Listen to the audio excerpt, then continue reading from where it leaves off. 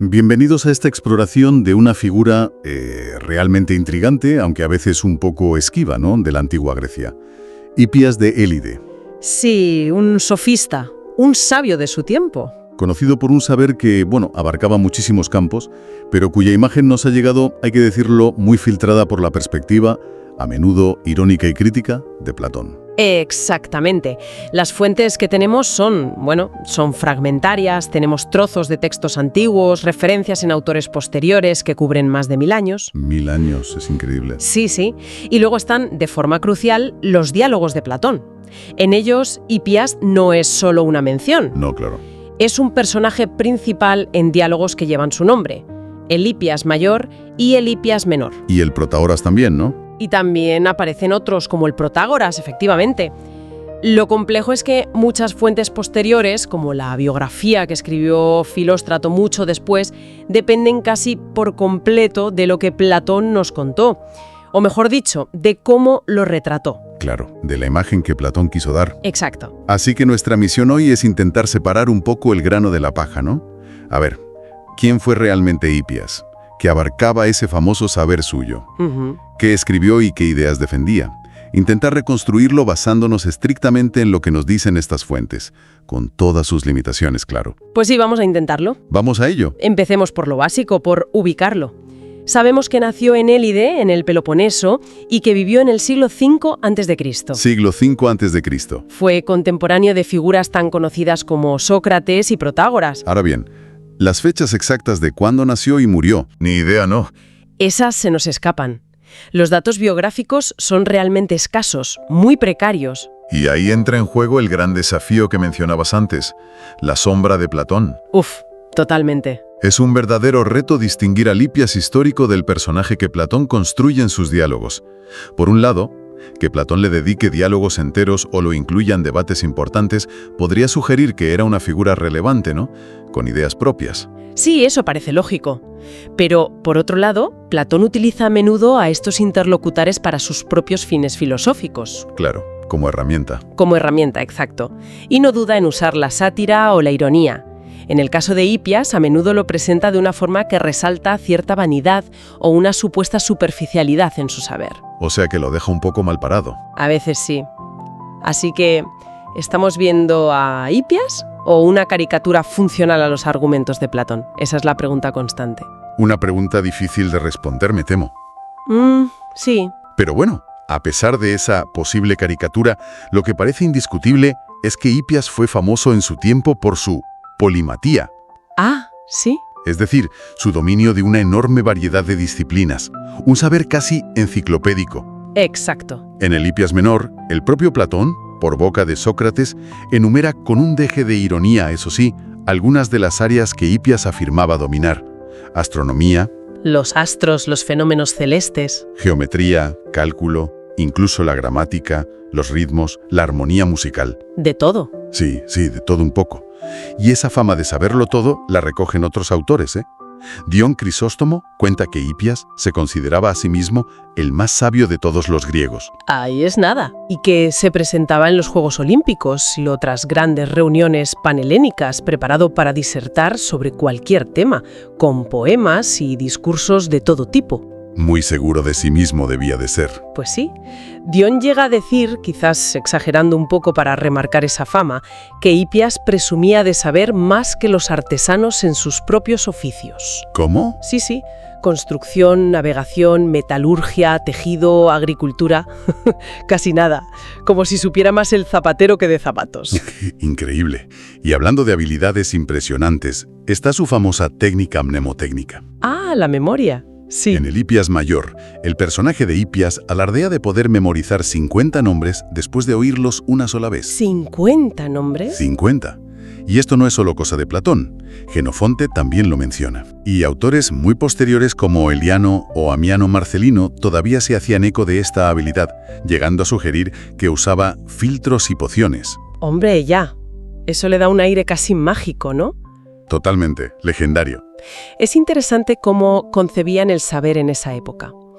Para los sofistas, como Hipias, las matematas, un término que incluía no solo las matemáticas y la geometría, sino también la astronomía y la música, eran parte fundamental de un ideal educativo. Ajá. Buscaban la universalidad, una formación integral y armoniosa del individuo. No era solo un paso previo a la filosofía, como quizás lo veía Platón, sino un fin en sí mismo, parte de ser una persona culta y completa. Entiendo. Entonces, este hombre que sabía tanto dejó constancia escrita de sus conocimientos. ¿Qué sabemos de sus obras? Pues sabemos que escribió bastante, tanto en prosa como en verso, aunque lamentablemente la mayor parte se ha perdido. Qué pena. Sí, quizás la obra que más curiosidad despierta es la que se conoce como Sinagoge. Sinagoge. Compilación, ¿no? ¿O reunión? Algo así, sí. Tenemos una cita directa, preservada por Clemente de Alejandría, donde supuestamente Hipias dice algo como: A ver. de estas cosas, unas son mencionadas por Orfeo, otras por Museo, Hesíodo, Homero, otros poetas, unas en escritos griegos y en prosa, otras en escritos extranjeros. Yo, por mi parte, como ya he reunido las más importantes y que son del mismo tipo, de entre todas estas, crearé esta novedosa y polifacética obra. Suena tremendamente ambicioso. Una obra novedosa y polifacética, Sí, sí. que reunía lo más importante de fuentes diversas, griegas y extranjeras, poéticas y en prosa. Mitología, historia, genealogía, literatura, quizás incluso filosofía. Se menciona a Anaxágoras en relación a ella. Podría ser. ¿Podría ser una especie de enciclopedia temprana o un precursor de los estudios culturales comparados? Es una posibilidad fascinante, la verdad. Esa ambición de compilar y sistematizar el saber encaja con otras cosas que sabemos de él. Como lo de la lista de los Juegos Olímpicos, ¿no? Exacto. Su interés por la cronología y la historia queda patente en su Olympionicon Anagrafe, la lista de vencedores olímpicos. Que eso sí fue útil. Utilísimo. Esta obra, aunque perdida en su forma original, fue importantísima para los historiadores posteriores porque ayudaba a fijar fechas en la antigüedad. Plutarco la menciona y se han encontrado fragmentos en papiros. Anda, en papiros. Sí, sin duda fue una contribución muy concreta y valiosa al conocimiento histórico. O sea que no solo era un erudito de vastos intereses, sino que también hacía aportaciones prácticas. ¿Y qué hay de la literatura o la retórica? ¿También tocó esos palos? Pues parece que sí. Se le asocia con un troikos logos o discurso troyano. Discurso troyano. Mencionado en el Hipias Menor, parece que trataba sobre Homero y sus personajes, quizás analizando figuras como Aquiles, al que llamaría el mejor, Néstor, el más sabio, y Odiseo, el más versátil. Ajá. Hay cierto debate sobre si era un diálogo o una epideixis. A una exhibición de estas que hacían los sofistas. Eso es, un discurso de exhibición, una demostración pública de elocuencia, algo muy típico de ellos. Fuera lo que fuese, muestra su interés por la interpretación literaria y el análisis de caracteres. Interesante. Y además de estas obras más destacadas, también se le atribuyen escritos sobre genealogías y fundaciones de ciudades, ¿no? Temas que, según Platón, gustaban mucho en Esparta. Sí, parece que sí. Y también compuso poesía, tanto elegías como poemas épicos, quizás incluso epilios, que son como poemas épicos cortos. No, mira. Y claro, no podemos olvidar sus conocimientos matemáticos, que Proclo menciona situándolo en la historia de la geometría. O sea, un abanico amplísimo. Amplísimo. Vemos un espectro muy grande de intereses y producciones, lo que refuerza esa imagen de polimatia, de saber enciclopédico. Vale, pero más allá de la erudición, de acumular datos y conocimientos, ¿qué ideas filosóficas o éticas podemos atribuirle? Aquí llegamos a uno de los puntos clave, ¿verdad? Aquí entramos en materia más filosófica, sí. Su intervención en el Protágoras de Platón. Sin duda, es uno de los fragmentos más citados y discutidos del pensamiento sofístico. Hipias interviene para mediar en una tensa discusión entre Sócrates y Protágoras. Que estaban ahí a la greña. Sí, y dice algo que resuena hasta hoy. Algo así como: hombres presentes, yo considero que ustedes son parientes, familiares y ciudadanos, todos por naturaleza, fisi, no por ley, nomos. Physis contra nomos, naturaleza contra ley. Exacto. Continúa. Pues lo semejante es congénere de su semejante por naturaleza.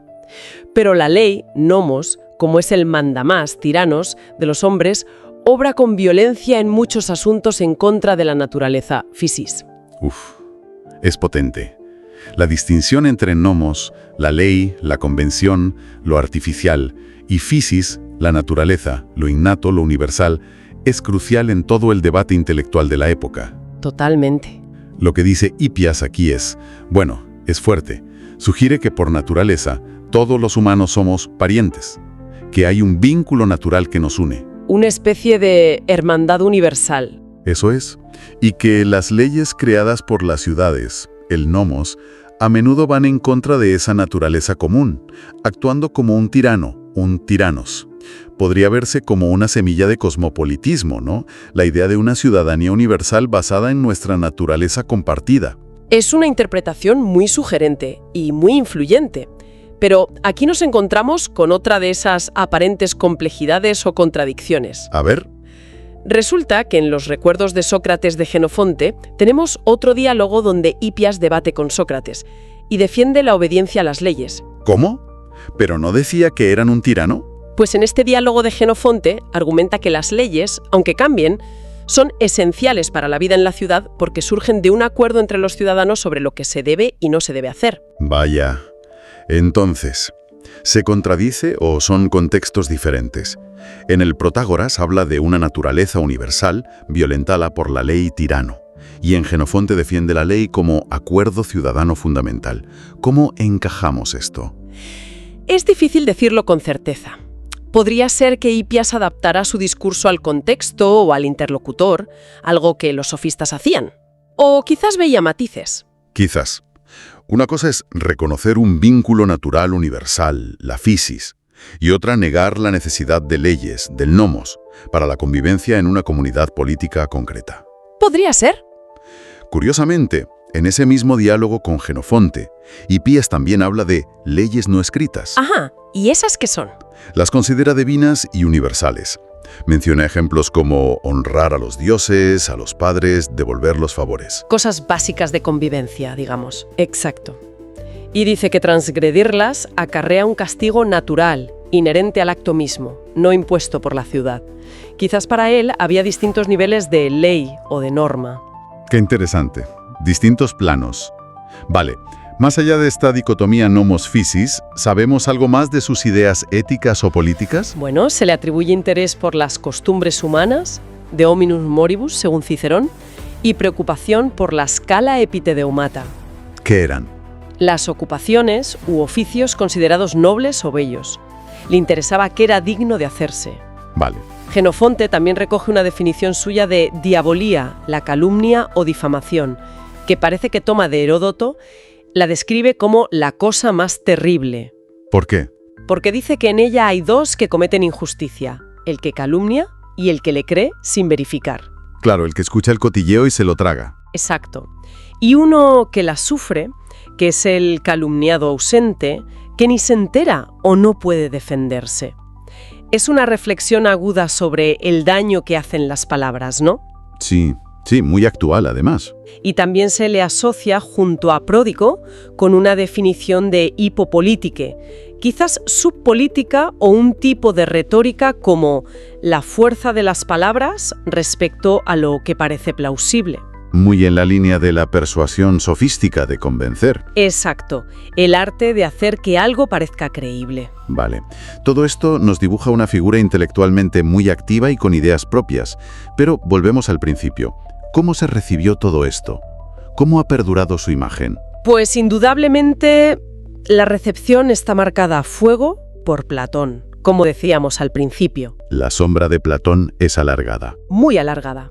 En Hippias Mayor y Menor lo convierte en protagonista, pero a menudo para retratarlo como alguien pagado de sí mismo, cuya erudición es más extensa que profunda, como diciendo, sabe mucho, pero no entiende nada a fondo. Una crítica dura. Sí. En el Protágoras, aunque su intervención sobre nomos physis es filosóficamente relevante, también se le puede ver como alguien que intenta quedar bien con todos, un poco veleta.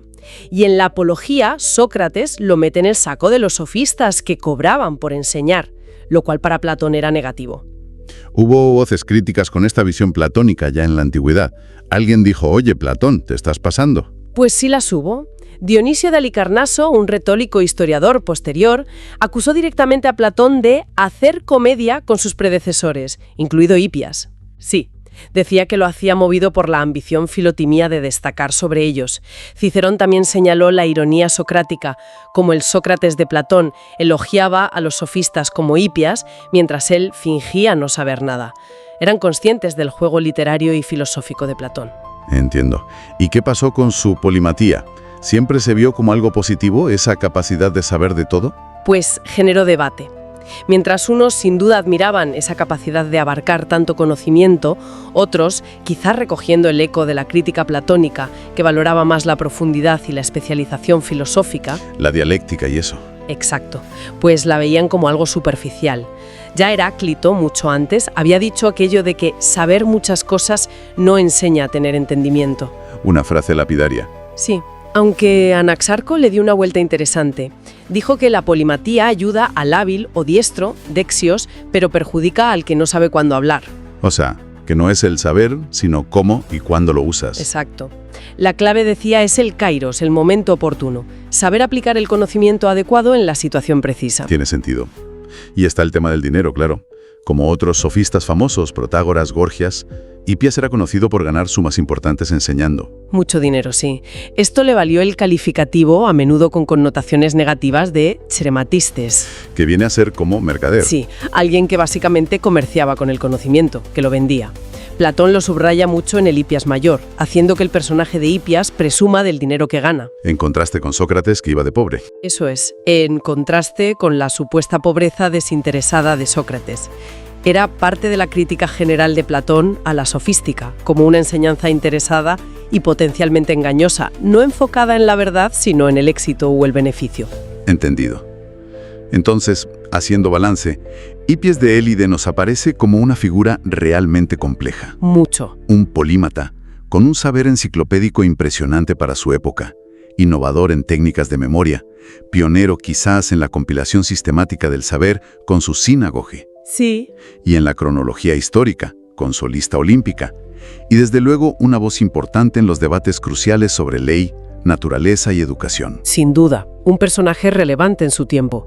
Pero su legado nos llega inevitablemente distorsionado, o al menos modelado por la lente de Platón. Es imposible obviarlo. Claro. La sátira platónica, que enfatiza la posible vanidad o la amplitud frente a la profundidad, ha sido enormemente influyente en cómo se le ha visto durante siglos. Separar al hombre del personaje es una tarea constante para los estudiosos. Y esto nos deja con una reflexión para quien nos escucha, ¿no? Sabiendo que la mayor parte de lo que sabemos sobre Hipias proviene de Platón, un autor con una agenda filosófica clara que usaba los diálogos y sus personajes para defender sus propias ideas. ¿Hasta qué punto podemos confiar en esa imagen? ¿Cuánto del Hipiato real se nos escapa entre las líneas de la crítica platónica? Es una pregunta que queda ahí. Y quizás, yendo un paso más allá, podría ser que ese enfoque enciclopédico de Hipias, esa polimatía que Platón parecía ridiculizar por considerarla superficial, ¿Sí? representara en realidad un ideal de sabiduría diferente, quizá más conectado con la vida práctica y la formación integral del ciudadano, igualmente válido en su contexto que la búsqueda platónica de esencias filosóficas a través de la dialéctica. Una forma distinta de entender y transmitir el saber en la Atenas clásica. Exacto, una alternativa. Una pregunta abierta que, invita a seguir explorando esas fuentes fragmentarias y sobre todo a leer a Platón con una mirada crítica, ¿no? Sabiendo lo que hay detrás. Sin duda. Pues muchas gracias por acompañarnos en esta inmersión en la figura de Hipias de Élide. Ha sido fascinante. Gracias a ti. Hasta la próxima exploración.